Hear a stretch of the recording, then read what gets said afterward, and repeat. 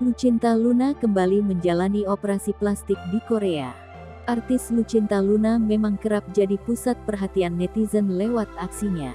Terbaru, selebgram berusia 33 tahun tersebut berhasil bikin heboh jagat maya. Sebelumnya, bintang film Bridezilla ini diketahui pernah jalani operasi plastik di Korea beberapa bulan lalu. Namun kali ini, dirinya kembali lagi untuk melakukan operasi plastik.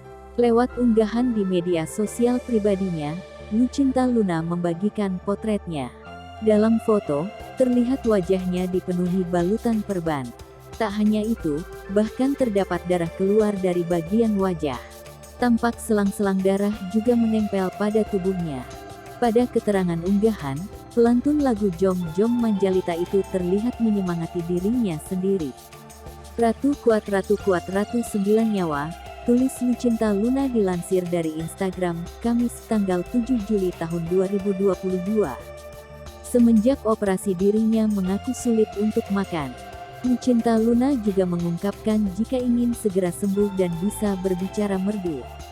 Semenjak pasca OP pemotongan leher ini rada sulit UTK menelan makanan bisa yuk sedikit-sedikit suapin aku makan biar cepet pulih dan bisa bicara merdu lagi tanpa hodam membandel, sambungnya. Tak sedikit, rekan artis ikut memberikan komentar di unggahan tersebut.